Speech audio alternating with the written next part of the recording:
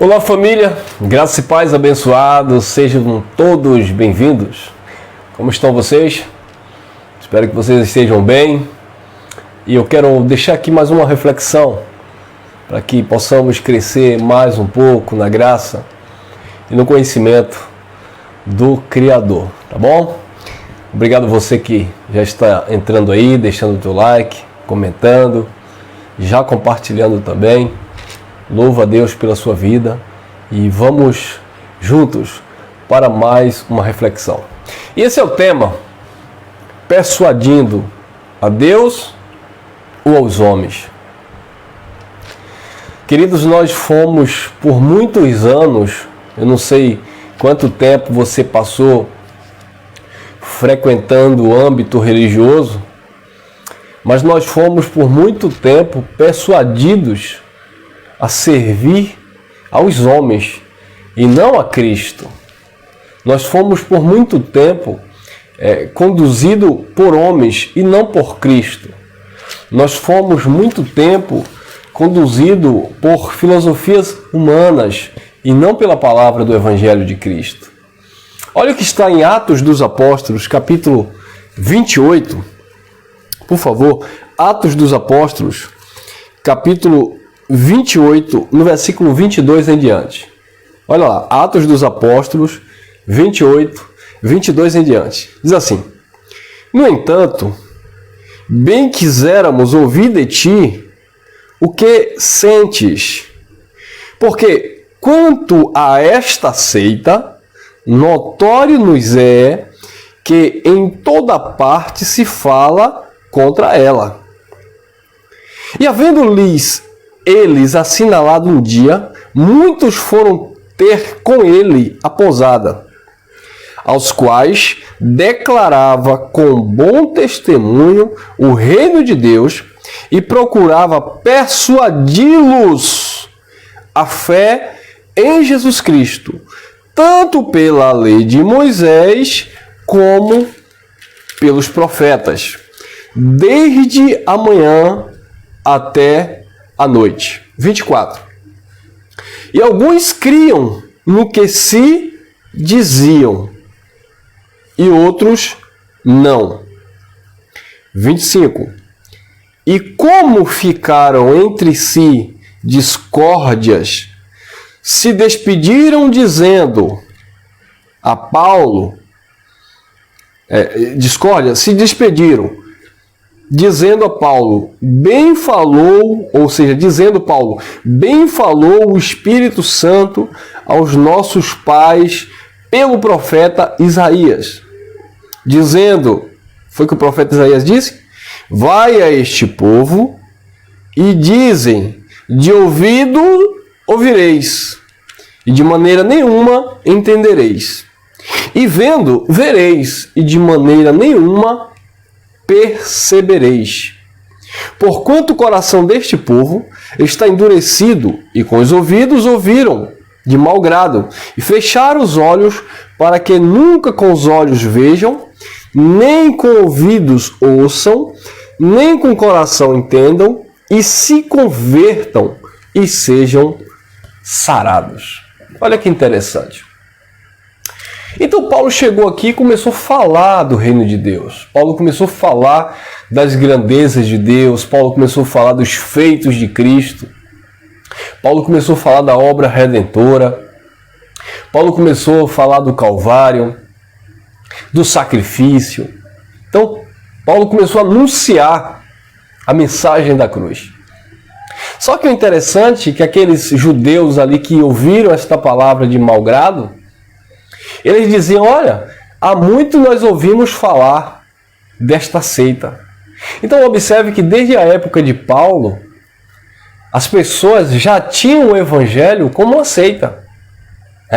Então hoje não é diferente, abençoados. Eu acho engraçado quando algumas pessoas ouvem a mensagem da graça, ouvem o evangelho da graça, e eles dizem assim, olha, mas isso é uma seita. Eu nunca vi igreja que não batiza nas águas, isso é uma seita. Eu nunca vi igreja que não dá a santa ceia do Senhor. Isto é uma seita. Olha, irmão, cuidado com essa seita. Eu nunca vi uma igreja que não dá dízimo. Isso é uma seita. Estão roubando ao Senhor. Ué, mas o evangelho foi chamado também de seita lá no primeiro século. O evangelho também não teve credibilidade entre os falsos adoradores. O evangelho não teve credibilidade. O evangelho não foi recebido por todos. O evangelho não foi aceito por todos. Então, eles viam a mensagem que Paulo pregava como uma heresia. E vai ser diferente no nosso tempo, abençoado. Você acha que vai ser diferente para o sistema religioso de um modo geral? Ouvir esta palavra que pregamos, enaltecendo, mostrando aquilo que o Cristo realizou, a obra perfeita, o resultado de todas as coisas, nossa posição no eterno, a obra consumada. Você acha que o sistema religioso tradicional, que vivem ensinando as pessoas a pagar um preço, a sacrificar, sabe, a dar o seu tudo, a abrir mão dos seus bens, né, em prol do reino, eles pregam isso, mas os líderes que pregam isso, eles não fazem isso. Quer ver? Escolha aí, pergunte aí um desses pastores milionários aí, já que eles creem tanto, né, que a igreja vai ser arrebatada, que tudo vai ficar aqui, pergunte a ele por que eles não vendem aí os seus templos, suas mansões, seus aviões e distribuem entre os pobres. Hipocrisia, farisaísmo, abençoado. Então, como Jesus disse lá em Mateus 23, eles mandam, mas eles não praticam. Eles colocam um jugo de peso, né, um fardo pesado no ombro dos homens, mas eles nem com o dedo querem mover. Então, infelizmente, hoje o evangelho não será diferente. O evangelho de Cristo não será diferente. Muitos vão ter o evangelho, né, como uma seita, como uma coisa herética. Por quê? Porque eles estão acostumados com o seu tradicionalismo, sabe? Com seus fundamentos, ainda que usando a Bíblia. Porque a Bíblia você vai ter fundamento para tudo. A Bíblia você vai ter fundamento para sacrificar animais. A Bíblia você vai ter fundamento para até matar pessoas. É isso? Então, a Bíblia, você vai ter fundamento para aquilo que você imaginar, para aquilo que você pensar. Por quê? Porque eles vão extrair alguma coisa, algum texto isolado, eles vão lá buscar. Não, por quê? E vão encontrar.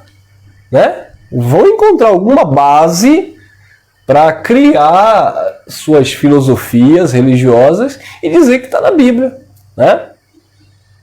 E dizer que está na palavra. Claro que eles vão fazer isso.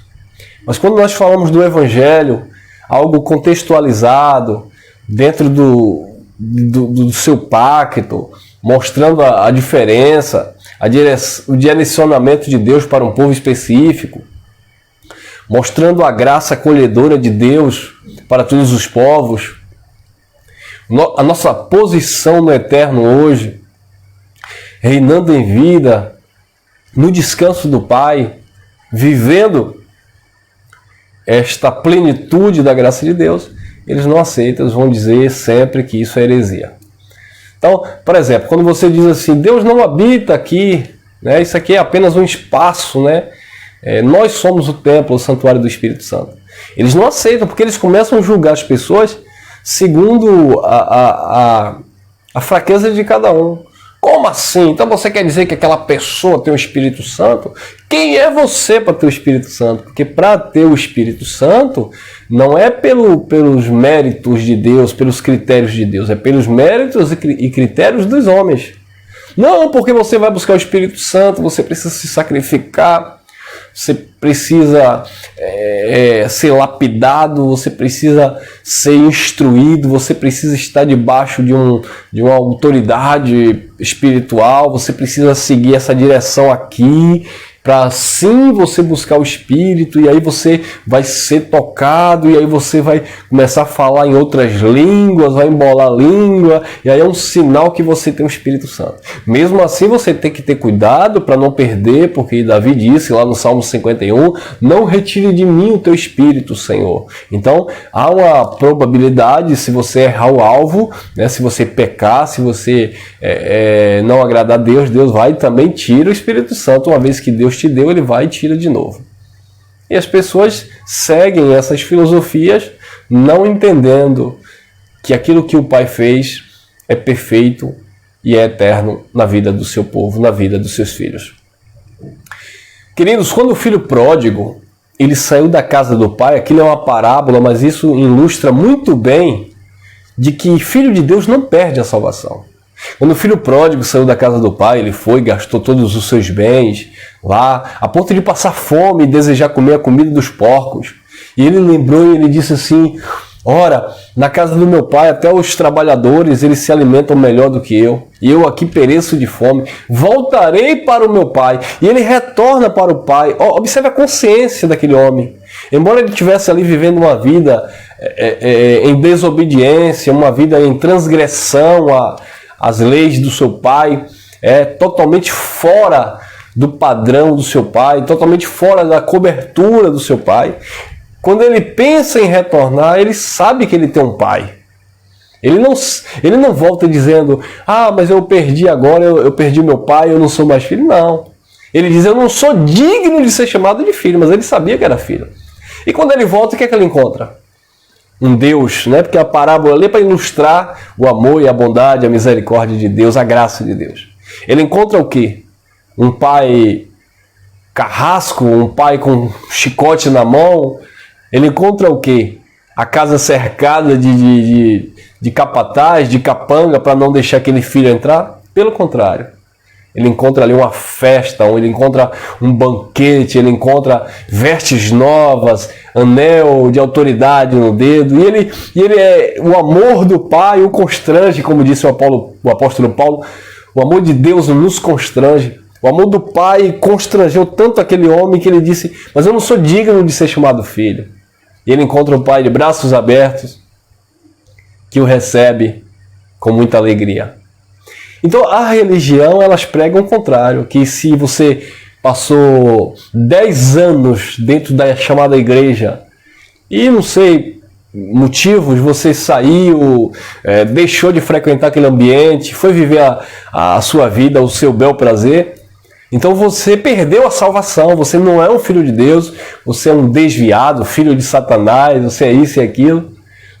Então você tem que voltar, você tem que se reconciliar, você tem que confessar Jesus novamente, a caso de ter que ser batizado mais uma vez, Então você vai passar por todo um rito, você vai ter que entrar em uma linha novamente para talvez o Pai te aceitar de novo. E o pastor, ele vai fazer a oração de reconciliação, ele pede de novo, Senhor, esse teu filho que se desviou, mas ele está voltando, reescreve o nome dele aí no livro da vida. Porque escreveu a primeira vez, quando aceitou a primeira vez, mas aí se desviou, quando voltar, tem que pedir a Deus para reescrever. Imagine, abençoado, e que Deus é brinquedo, que o Elson aceitou a Jesus há 18 anos atrás, e depois, sabe de onde? Não quero conta com a igreja, se desviou da igreja, aí depois eu vou voltar de novo para a casa do Pai. Aí volta para a igreja, que eles chamam de casa do Pai, e aí o pastor vai pedir a Deus de novo para Deus escrever o nome do Elson de novo no livro da vida. Imagine, abençoado. Aí Deus vai lá e diz, ih, rapaz, já vem esse Elson de novo. Eu não aguento mais esse menino. Ô Miguel, traga aí a caneta, traga aí o... Pega aí na terceira gaveta aí a ficha de membro aí de filhos, porque o Elson, depois de 10 anos, me aceitou novamente. Eu vou ter que escrever de novo o nome dele no livro da vida. Imagine Miguel olhando e dizendo, mas Senhor, de novo? Já é a terceira vez que esse desviado volta? Não faz sentido, abençoado. Deus não pensa como pensa a religião, como pensa o homem. Imagine que Deus ia depender de uma direção religiosa para salvar o seu filho. Por isso que nós, quando ministramos, queridos, quem é filho de Deus e acabou. Independente se ele é católico, se ele é evangélico, se ele é um bandista. Quem é filho. Se ele não pratica nenhum tipo de religião. Independente, quem é filho, porque é filho no espírito. O Pai escolheu e predestinou e amou e ponto final. Agora, se vai ser chamado para viver o Evangelho, para desfrutar deste conhecimento, dessas riquezas de glória, ter de fato um entendimento acerca da obra do Eterno, aí é outra coisa. E na verdade é que muitos vão partir e nunca vão ter acesso a isso. Ou você acha que todo mundo que morreu na face da terra, sem nunca ter ouvido o Evangelho, não era um filho de Deus? Abençoado? Um exemplo aqui, tá bom? Um exemplo aqui. Quanto tempo tem essa Bíblia que nós usamos aqui? Quanto tempo? Menos de 1.500 anos? Ou 1.800 anos?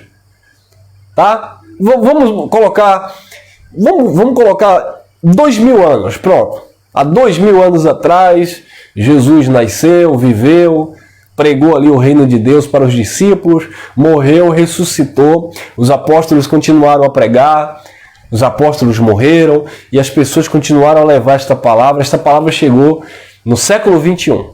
Então, de 2.000 anos para trás, quantos filhos de Deus morreram sem aceitar Jesus? Ou quantas pessoas morreram sem aceitar Jesus? E aí? Todo mundo é filho da perdição porque não aceitou Jesus? Perceberam, abençoados, que não faz sentido? Quantos milhões de anos tem a Terra? Agora eu vou entrar num assunto aqui que vai derrubar um monte de tese cristã, né? Não, porque biblicamente a Bíblia ela relata que o mundo tem 7.000 anos no máximo, 6.000 anos. Abençoado, você crê dessa forma? É assim que você crê no sentido literal? Você olha a Bíblia de Gênesis e acredita de fato que a idade do cosmos, do planeta Terra, é baseada nas escrituras de Gênesis, que a Terra só tem isso? Ou você vai me chamar de louco que eu acredito que a Terra tem mais de 4 bilhões de anos? E aí? Porque senão você vai ter que provar também em que tempo os dinossauros viveram. Mas não vai ter fundamento bíblico, vai dizer que isso aí é coisa do capeta, né? Entenderam, abençoados? Que o livro Bíblia foi apenas um pontapé mostrando a história dos judeus, de um povo ali específico, dos hebreus, mas que a mensagem em si contida nessa palavra, a mensagem que não é uma história, que ela é espírito e vida, que nós que cremos que o autor da vida se fez carne, habitou entre os homens e deixou uma palavra que é espiritual, que nos direciona, que nos faz crer na eternidade, crer em uma vida pós-morte, está limitada, restrita ao livro chamado Bíblia. Eu já falei muitas mensagens aqui que eu não acredito em Deus por causa da Bíblia. Eu não dependo da Bíblia para acreditar em Deus, porque se eu fosse depender da Bíblia para acreditar em Deus, eu seria ateu. Porque é claro que a Terra não só tem 6.000 anos, abençoado. A Terra tem bilhões de anos. É claro, abençoado, que tem muitas coisas aqui que é figura de linguagem, que não é literal. É claro, abençoado, que tem muitas coisas aqui que é metáfora, né? É claro, abençoado, que tem muitas histórias bíblicas aqui que era restrito para um povo, para uma cultura, que não tem nada a ver com o ser eterno. Deus não pode ser, eu vou resumir, Deus, o Criador, o Eterno, que criou todas as coisas, não pode ser limitado ao livro Bíblia. Nós temos algumas informações que eu diria que não chega, que nada, que terça parte de Deus, de jeito nenhum. Pouquíssimas informações, apenas para A Bíblia ela serve como um gatilho para despertar uma fé espiritual que habita em você, um dom que Deus deu aos seus filhos. Então, abençoados, é por isso que muitas pessoas têm dificuldade de acreditar em Deus, porque querem acreditar em Deus apenas por causa da Bíblia. E quantas pessoas antes da Bíblia morreram acreditavam no eterno? Né? Quantas pessoas antes da obra de Jesus morreram? E aí? Todos estão perdidos então? Porque tem que aceitar Jesus para ser salvo? O que Deus injusto seria isso para condenar todo mundo à perdição e só a partir de Jesus salvar apenas aqueles que aceitassem Jesus como seu Salvador? Não faz sentido. Querem humanizar Deus. Deus é muito grande, Deus não cabe na nossa humanidade. A nossa humanidade é limitada. Sabe, abençoado? Deus não cabe nessa ideia humana de que eu sirvo. É como disse Paulo, ele não habita em templo feito por mão de homens, ele não é servido por mão de homens, ele não é compreensível por uma mentalidade humana. Sabe? Enquanto a gente tentar entender Deus com a mentalidade humana, com a mentalidade carnal, lendo o texto bíblico e dizendo Deus quer o meu dízimo, Deus quer que eu faça jejum para Ele me abençoar, sabe? Deus quer que eu faça um propósito para Ele salvar meu pai e minha mãe. Isso não existe, abençoado. Ah, irmão, mas Deus quer que eu esteja no altar da igreja. Deus quer que eu esteja dentro do templo buscando a sua face. Não faz sentido, amigo. Querido, irmão, Deus quer que eu aprenda a falar as línguas dos anjos, porque senão eu não posso receber o Espírito, porque o Espírito Santo é para quem fala em mistério. Oh, meu Pai, santa ignorância. Paulo não estava persuadindo aos homens, ele estava persuadindo a fé em Cristo, e isto era visto como uma seita, porque quando Paulo começava a falar da ressurreição, eles diziam lá em Atos 17, que ele parece que é pregador de deuses estranhos. Por quê? Porque eles não entendiam a mensagem da ressurreição. E eles diziam, o que esse paloureiro está falando? O que esse homem está falando? Ele parece pregador de deuses estranhos só porque Paulo estava falando de Cristo e da ressurreição. Só porque Paulo estava falando de um Deus que não habitava em templos feitos por mão de homens. Paulo estava falando de um Deus que era em todos por todos. Paulo estava falando de um Deus que criou todas as coisas e ele mesmo dava, disse Paulo, a vida, a respiração e tudo mais. E eles não conseguiam compreender. Porque a religião não compreende, abençoado. A religião limita a Deus na sua consciência carnal. A religião limita a Deus na sua tradição. Eu vejo Deus assim porque a minha tradição religiosa me ensinou assim. Aí o outro lado diz, eu vejo Deus assim porque a minha tradição religiosa me ensinou assim. Outros dizem, eu vejo Deus assim porque a Bíblia me ensinou assim. Mas nem isso, porque como eu falei, você não pode seguir a Bíblia à risca acreditando que todas as falas, figura de linguagem, parábolas que Jesus falava, força de expressão que existe na Bíblia. Você não pode ler a Bíblia com um olhar carnal, humano, e acreditar que tudo que isso aqui está aqui é uma verdade irrevogável, absoluta, que não pode ser contestada porque é inerrante. Não, abençoado. Você precisa entender que quem escreveu isso aqui foram homens. E o pior, os tradutores ainda alteraram tudo. Corromperam as escrituras.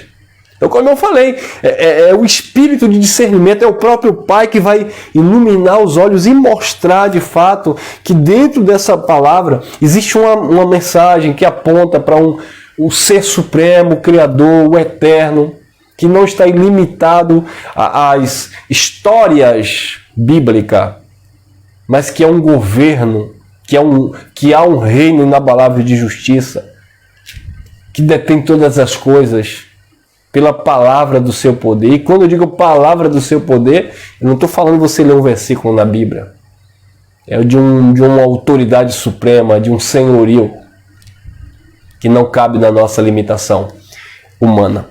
E aquele povo não estava entendendo, aquele povo estava questionando, e alguns acreditavam naquilo que Paulo pregava, mas outros não acreditavam. E Paulo repetiu aquilo que Jesus de Nazaré também repetiu, né, dizendo que aquele povo tinha olhos, mas não viam, tinha ouvidos, mas não ouviam. Eles não entendiam a mensagem para ser curados. Ou seja, aquele povo vivia sempre ali na base da religiosidade, sabe? Vivendo por ventos de doutrina. É como Paulo falou lá em Atos 17. Em tudo, Paulo via os atenienses supersticiosos, né? Religiosos, sabe? Então é isso que o povo que se denomina povo de Deus andam praticando. Religiosidade, misticismo. Não, o meu Deus não quer que eu venha fazer transfusão de sangue. Olha, viu? Aí o outro diz, não, o meu Deus não quer que eu corte o cabelo assim. Olha outro Deus. Aí o outro diz assim, não, o meu Deus não permite que a mulher pinte as unhas ou que use calça. Não, aí a outra tradição religiosa vem. O meu Deus não permite que o homem vista calça jeans ou camisa polo, porque tem que estar, né, com terno e gravata, roupa de tergal, porque roupa de tergal, abençoado, né? Roupa de tergal é roupa dos anjos, roupa do céu. Então cada um coloca ali o seu Deus, né? O seu Deus, a sua forma de interpretar o Criador. E cada um começa a estabelecer ali as suas regras, as suas filosofias. Não porque tem que ser assim, porque é desta forma. E eles nunca conseguem descansar no eterno. Eles nunca conseguem descansar em Deus. Por quê? Porque eles vivem presos a uma tradição religiosa. Eles vivem presos a uma falácia, a uma liturgia. Eles vivem presos a homens. Eles são persuadidos a homens e não a Cristo. E Paulo disse, olha lá, vou ler o versículo 28. Seja-vos, pois, notório que esta salvação de Deus é enviada aos gentios e eles ouvirão. 29. Havendo ele dito isto, partiram os judeus, tendo entre si grande contenda. E Paulo ficou 2 anos inteiros na sua própria habitação, que alugara, e recebia todos quanto vinham vê-lo. 31. Pregando o reino de Deus e ensinando com toda a liberdade as coisas pertencentes ao Senhor Jesus Cristo, sem impedimento algum. Agora isso é bem interessante. Paulo já estava aqui em Roma, Paulo estava ali numa casa que ele alugou, né? Paulo iria ser julgado, logo depois Paulo seria decapitado, mas o período que Paulo passou ali 30, e Paulo ficou 2 anos inteiros na sua própria casa, que alugara, recebendo quantos vinham vê-lo, pregando o reino de Deus e ensinando com toda a liberdade as coisas pertencentes ao Senhor Jesus Cristo, sem impedimento algum. Agora a pergunta é, na casa de Paulo, onde Paulo alugou, onde ele recebia durante 2 anos as pessoas que vinham visitá-lo, e ele pregava o reino de Deus sem impedimento algum. Na casa de Paulo havia um tanque batismais? Havia um local para Paulo batizar pessoas? Na casa de Paulo havia um altar para as pessoas sacrificarem no altar? Na casa que Paulo alugou, havia ali um ambiente onde apenas os ministros poderiam ter acesso, um lugar exclusivo para os pastores presidentes. Paulo chegava lá e dizia, não, você aqui, cadê o obreiro ali da igreja de Tiago? Vem cá. Cadê ali o pastor da igreja de Pedro? Vem aqui. Minha irmã missionária da igreja de Mateus, vem aqui. Fica aqui na minha retaguarda aqui. Senta aqui nas cadeiras de honras aqui. Paulo fazia isso? E aí? E aí, abençoado? Hein? Na casa que Paulo ficou durante 2 anos pregando o reino de Deus com toda a liberdade, havia essa liturgia, esse misticismo, né? essas consagrações, derramamento de óleo, busca do Espírito Santo no monte, havia isso? Não. E Paulo estava pregando o que lá? Pregando o reino de Deus com toda liberdade. É isso que a graça de Deus nos proporciona, abençoado. Pregarmos o reino de Deus com toda a liberdade. Seja aqui na minha casa, no meu quarto, através dessa live. Seja em um espaço onde eu me reúno com alguns irmãos aos domingos. Seja em uma praia. Seja no trabalho. Seja em qualquer lugar. Seja no campo. Seja na roça. Em qualquer lugar. Nós temos essa liberdade de espírito para pregar o reino de Deus. Nós temos essa liberdade de espírito para falar do Evangelho do Pai. Mas é justamente isso que a religião não quer que você descubra. Então toda vez que você fala isso, que o Evangelho para ser anunciado não precisa de um pastor, que o Evangelho para ser anunciado não precisa de um local específico para dizer que ali é a casa de Deus, que o Evangelho para ser anunciado não precisa ser financiado pelo dízimo, porque se você deixar de dar o dízimo, a obra de Deus vai acabar. Que o Evangelho do Reino de Deus para ser anunciado não precisa você fazer parte de uma convenção onde tem homens, pastores, presidentes que comandam, que governam, que ditam as regras, que tem um sistema papal onde é eles que dizem que é assim que tem que ser, que basta você ter a mente de Cristo, basta você conhecer esta palavra que é Espírito e vida, e você entender que Deus não se limita a um templo, Deus não se limita a um espaço, Deus não se limita a uma instituição, Deus não se limita ao homem ou à mulher, Deus não se limita a nada disso. Que limitar Deus a estas coisas é você viver religiosidade. É você persuadir as pessoas a viverem segmentos de homens, a seguirem doutrinas humanas e não a seguir propriamente dito o Evangelho, a palavra do Eterno.